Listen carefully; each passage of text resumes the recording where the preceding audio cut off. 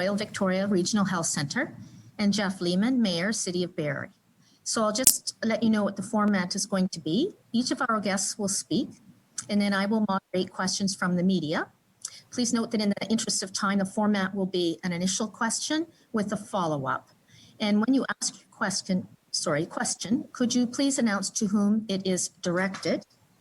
And other question I have is we have a couple of people who have joined us by telephone. I wondered if you could identify who you are. Yes, hi, Catherine Thompson from Max 97.7. Hello. Hi. And there should be two others. Hi, Kathy. It's Allison Snelling at Simcoe Algonquin Healthcare. Hi, Allison. And do we have a third person on the phone?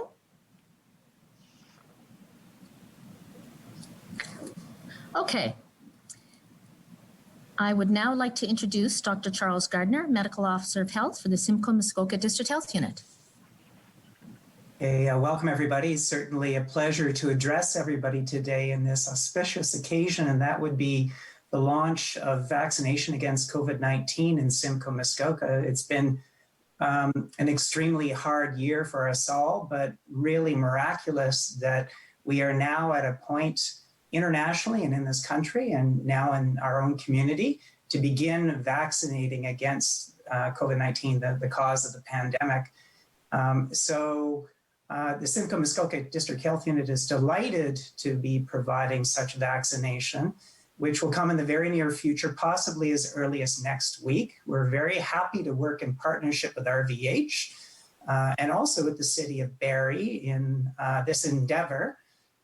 This will take place at the COVID Immunization Center in Simcoe Muskoka at the former Barrie Police Station on Sperling Drive, now being used as an assessment and treatment center by RVH.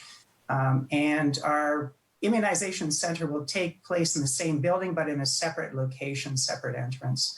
I think it's important for people to know that at the very beginning, there will be a focus on a priority population or populations. It won't be open to the general public. We would have to work with a very limited vaccine supply that we'll be getting at the very beginning in order to work through the priority populations that the province has directed us to do. And so I would like to manage people's expectations. I know that there's a lot of interest in the community and many, many people who would like to get this vaccine. And certainly I support that, encourage that, but it's going to take us time before we get to the point that we're able to find ways of opening this up, have sufficient flow and quantity of vaccine to be able to do it in that way. So for now, this is going to be very much focused on a very limited group of people.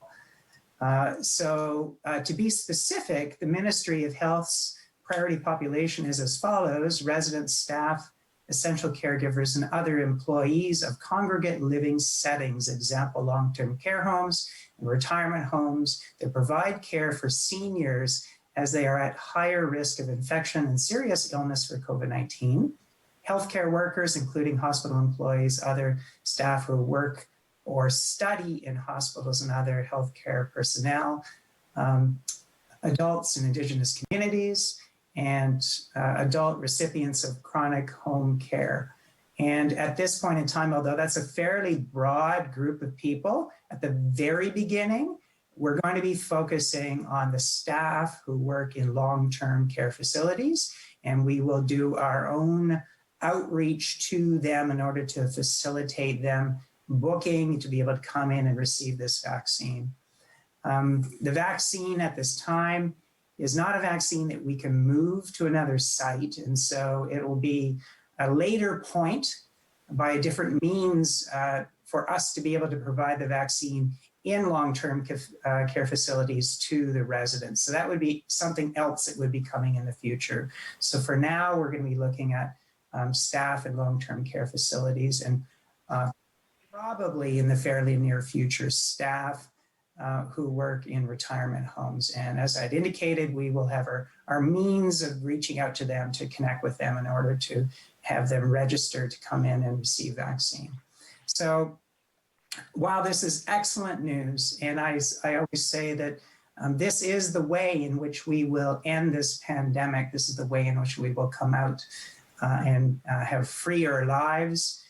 It will take us time. It will take us months. We'll probably be more than halfway through 2021 before we're effectively covering the majority of the population and getting to the point where we can ease restrictions and have more normal lives. So it's very important in the meantime that we don't let our guard down, that people continue to practice the physical distancing methods and means that I've been speaking to all the way through the pandemic, that you need to maintain a distance of 2 meters from other people apart from those in your immediate household, that you need to now be avoiding having other people into your household, into your home, with the exception of individuals who live entirely alone, in which case they could adopt another single household to be part of to avoid the extreme loneliness they would otherwise experience. That people need to apply face coverings and masks when they're indoor public places and workplaces, or in locations, even outdoors, where they can't physically distance from other people. We need to be doing really good hand hygiene, hand washing, hand sanitation, and monitoring ourselves if we develop symptoms, and staying home and seeking assessment and testing if we develop COVID symptoms. I really want to acknowledge the excellence of the support we've received from RVH and from the city of Barrie, and also the incredible hard work of my own staff, who essentially started a year ago in developing a comprehensive generic mass vaccination plan, but have had to adapt it now to the specifics of the situation that we have with COVID-19 and the specifics of the vaccine that we now have to work with. So I really want to commend them for all of that. And at this point, I'd like to hand the microphone over to Janice Scott, CEO from RVH. Thanks very much, Dr. Gardner, and good afternoon, everyone. RVH is just delighted to be partnering with Simcoe Muskoka Public Health and the City of Barrie to ensure the safe delivery of this vaccine over the next few weeks and months. And really, from a hospital perspective, this couldn't come soon enough. We can see now there is some light at the end of this very long 10-month tunnel. To begin with, of course, always a shout out to RVH. Team RVH has been doing a wonderful job. You may know that because we built a pandemic response unit or a field hospital, we have capacity in order to assist not only our partner hospitals in this part of the region, but we've also been taking over a dozen patients from the GTA area, because those hospitals are just so inundated with COVID positive patients, intensive care unit patients, and they really need our help. So our pandemic response unit has been helping with Southern Ontario, and then of course, in addition, helping our partners, because it's a regional asset for all of our hospitals to be able to take access and take privilege with. But really wanted to also recognize that this is a really complex situation, bringing this vaccine to Barrie and to this area. And so really delighted that we have this partnership to do it so effectively. Big shout out, of course, to those members of Team RVH as well, who are working so hard at the assessment center to ensure that we can be an effective partner in the delivery of this vaccine when it arrives. Thank you. Over to Mayor Lehman. Thank you. Janice, you know, when I was 6 years old, I got a telescope for Christmas. And I guess as of today, the telescope is my second favorite science-based Christmas present. The delivery of a vaccine to Barrie and the achievement of science worldwide to develop a vaccine in 10 months that is now deployed is one of the things that is going to go down in history as a truly incredible accomplishment of the global pharmaceutical research community. We now are able, through this partnership, to start immunizing our frontline workers in long-term care and others who are at such high risk who have been heroes of the pandemic to this point. And boy, am I glad we kept that building.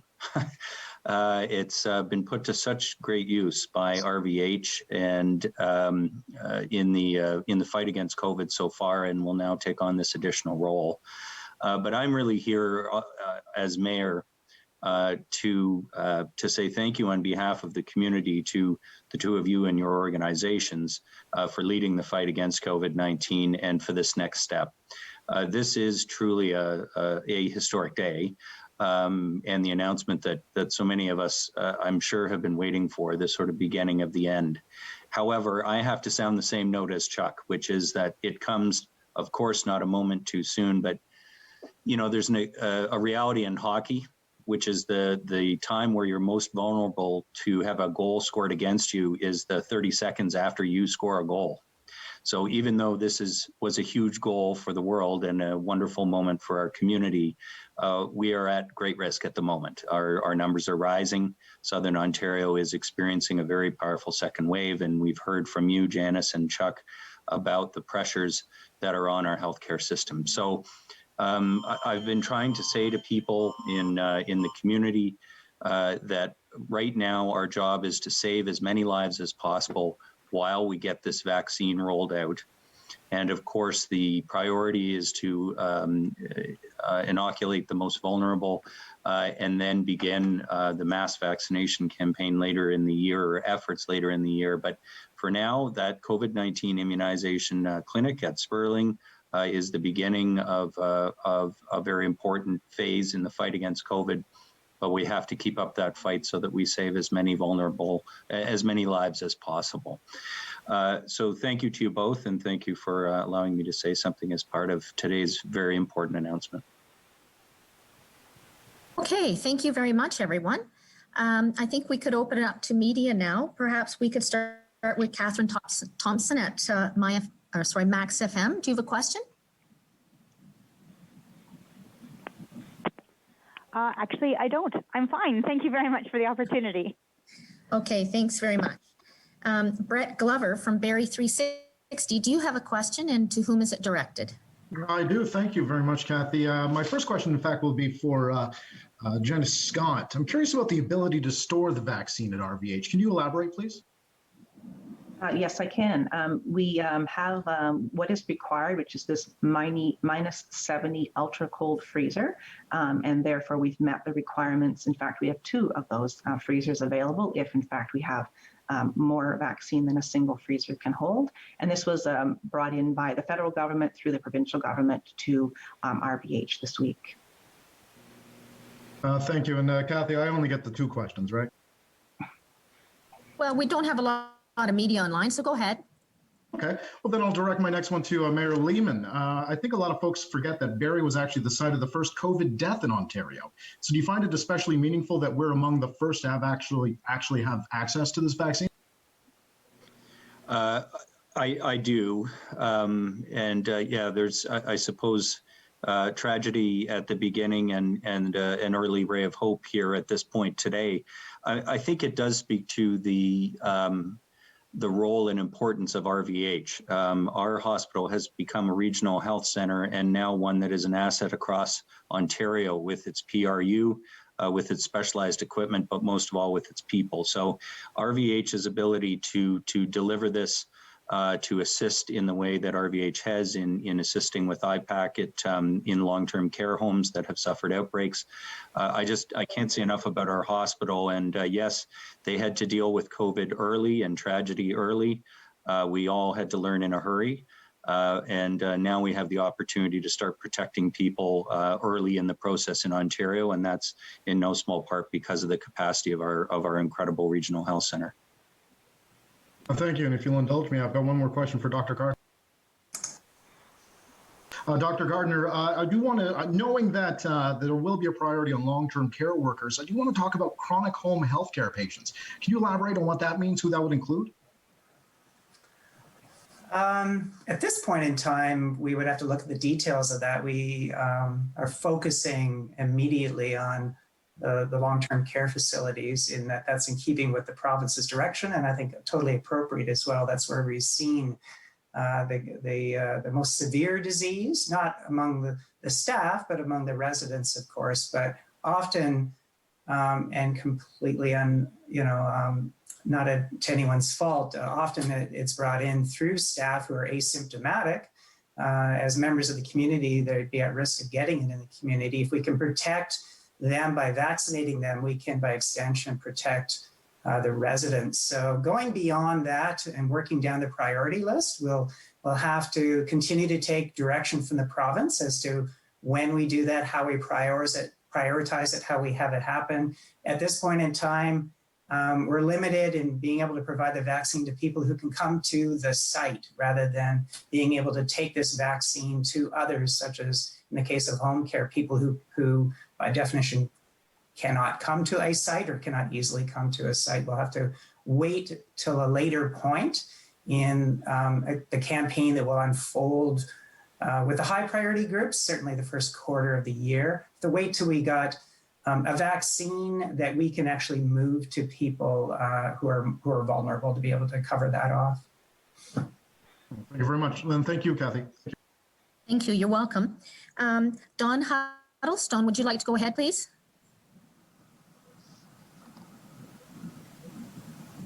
Dawn, are you on mute? Okay, let's go to Erica Engel at Barrie Today. Hi, my question I think is to Janice, but I'm not sure. I'm just wondering how much of the vaccine you'll be getting. How many doses? Thanks, Erica. The vaccine hasn't arrived yet, although as Dr. Gardner said, we're expecting it next week. And just total caution is we probably wouldn't be announcing a number today, but it's always best to receive the package and then do the count. Okay, and follow up, Dr. Gardner, do you know if you'll be starting with long-term care homes in outbreak or how you'll prioritize that situation as far as staff? Yeah, thank you very much for the question. The province is going to be coming forward with the prioritization framework for us to follow. We actually had a look at the one that was developed in Toronto for their pilot. It gave emphasis to larger homes that were more at risk with their design, and in particular homes that had not had large outbreaks, because those that had large outbreaks had already, through infection, gained a certain degree of immunity. So, that would be the kind of thinking, but we think we can actually move through them all fairly quickly so that prioritization becomes less of an issue. And by being able to move through them all fairly quickly, we can reach them all regardless of their level of priority. So one thing I would point out, it is our staff who've been redeployed, who are from the health unit, who will be administering this vaccine. It'll be our communications team that will be taking the lead for public awareness. It is our own contacts with the facilities that are providing the guidance to these facilities about the whole process, and providing information to the staff to address their concerns and questions. So this is, although very heavily supported by our partners, very much led by the health unit. Okay, and sorry, one quick follow-up. Everyone needs 2 doses of this, right? And how much time in between? That is correct. This vaccine requires 2 doses. They are to be 21 days apart. There can be a little bit of delay after that, but we are going to operate in a way that assures that people will be able to get their second dose on time. Thank you very much. Thank you, Erica. Chris Simon from the Barrie Advance, go ahead, please. Thank you very much. Janice, what is the storage capacity of the ultra cold freezer? The freezer will hold well over 100,000 doses. Okay. So it has significant capacity, not to mention that we also have a second freezer on site as well. Okay, and this week we didn't hit a record in Simcoe, Muskoka in terms of caseload, Dr. Gardner, but what does it mean to be able to break this news on a day like today, where, you know, in terms of caseloads, we're at one of our worst points. Well, as Mayor Lehman had indicated, this has come at an auspicious time, none too soon, even though it is remarkable that it is this soon, considering that it typically takes years to develop vaccines. So it's well timed from the point of view of being an early Christmas present, and it is well timed from the point of view of giving people hope that there's light at the end of the tunnel. They can see a timeline for us to be able to bring this bring it to an end. Just to repeat the cautionary note about letting down our guard, where there's hope, I think people still need to redouble their efforts about the caution at this time. Thank you. You're welcome. Okay, thank you, Chris. Madison Earhart from CTV, go ahead, please. Thank you. Just a question for Dr. Gardner, I believe, regarding the vaccine and healthcare workers and long-term care workers that will be getting it, the first dose here. Is it required that everyone that in these facilities get the dose, or is it just recommended? There's no requirement for this vaccine, no group that must take this vaccine. There's no legislation that dictates such, and I don't anticipate that there will be. We are certainly doing all that we can to make it available, and we'll redouble our efforts over time as vaccine becomes more plentiful. And it's incumbent on us as a health unit to do all we can to address people's concerns and the need for information, and to address any misinformation that exists to help people in their journey to seek out and get this vaccine, but there is no requirement for it. Okay, thank you. And then just to follow up for Janice. Janice, just wanted to ask you, I know you elaborated on this a little bit earlier, but what this really means for RVH to be one of the first hospitals, to get this vaccine and to roll it out and to have the staff working alongside the community with this. Thanks, Madison. Well, today, as you know, the province of Ontario announced RVH as one of 17 hospitals across the province, plus the 2 pilots in UHN and the Ottawa Hospital. So collectively, the 19 hospitals have been on daily calls, trying to ensure that we're very well prepared to be partners with public health in the delivery of this exciting vaccine.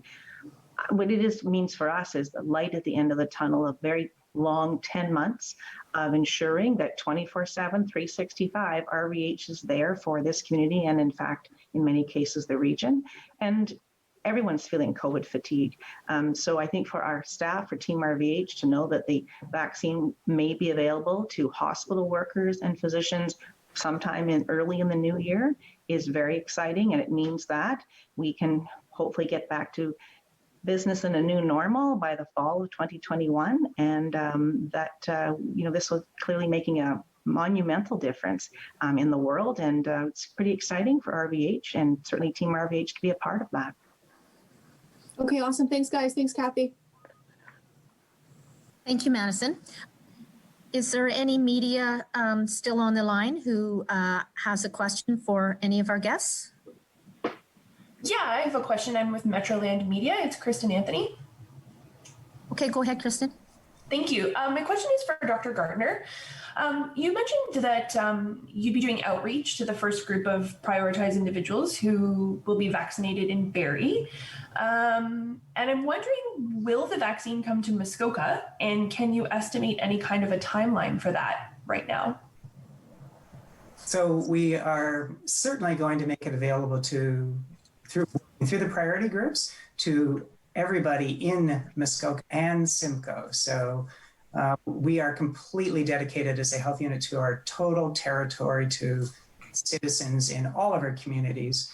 We will have already communicated via a letter emailed to all of the long-term care facilities in Muskoka and Simcoe at this time, informing them that this is coming, and we'll follow up with them in order to establish a booking process.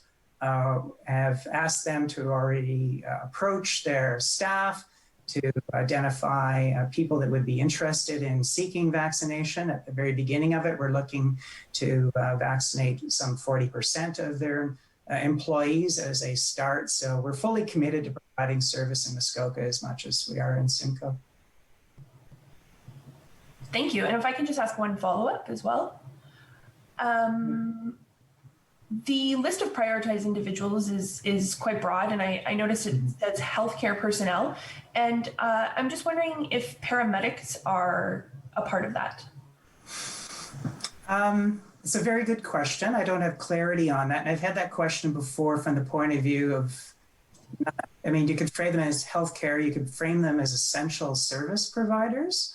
And if you look at the federal recommendations on priority groups, essential service providers are definitely listed in the phase 2 step. So I think we need to continue to go back to the province, say we need clarity on such details. Certainly, we do want to make sure that people who are at risk of exposure through their work receive the vaccine when we can achieve that. Thank you. You're welcome. Thank you. And last call out for any media we may have missed. Kathy, if you don't mind me jumping in just at the end here, I think it's very important on this auspicious day to recognize the efforts of the public health unit and Dr. Gardner and his team. A public health emergency is not something we have seen on this scale in our lifetimes, and hopefully will not see again. It's required the entire organization to drop everything, well, not drop everything else, to do all the other things that they have to do and to handle this and to pivot into a full-scale mobilization for COVID. And the reason I wanted to mention this and not miss the opportunity is both to say thank you to their staff, everyone from the top of Muskoka to Bradford and New Tecumseh, but also to recognize that they are now tasked with this very, very significant and organizational immunization campaign, which begins very shortly. So we support the efforts of public health. Public health's leadership, our health unit's leadership and their staff in delivering this is something that we can all be proud of in our region and should be proud of. And we need to support them going forward over the next coming months as the vaccination campaign will slowly roll out, and we're getting bits of that from the federal government, the Ontario government, as the details are known. But a message that I think is really important right now, in addition to the thank you to the people who for the last 10 months have had to deal with leading the response to this absolutely unprecedented situation in our region and across the country. The second thing is that we need to very much support their efforts over the next 6 months. So what that looks like is being patient, waiting for information, waiting for the process to unfold, getting good information, not acting on information that might come from unreliable sources. And in the world we live in, that has been all too much of a challenge. So a message that I constantly give is please go to the health unit's website to get information. Please be patient over the coming weeks and months. Know that they are doing everything they can to protect the people who need it the most first, and then roll out to the broader population so that we can all put this difficult time behind us. But I didn't want us to leave off today without recognizing both the incredible efforts of Dr. Gardner and his staff, but also that message about what's to come, because they are going to need all of us to make the effort to support what they're doing in the coming months. Well, thank you very much, Mayor Lehman. Very much appreciated. And I take it as high praise indeed coming from yourself, your office, your community. Your municipality has been a real leader in all of this. I've found our relationship with municipalities to be critically important. They make so many contributions to health in our lives all the time. And that is certainly very true during the pandemic. So many ways, the bylaws of support that you pass, the services you provide, and now your support with this facility. So I thank you. And I would like to thank once again, Jenna Scott and RVH for their critical support as well. So many ways in which they respond to the pandemic. Welcome. Okay. I think that's a wrap. I'd like to thank everyone for joining us today, and we will be talking soon, I'm very sure. Thank you. Bye, everybody. Bye-bye.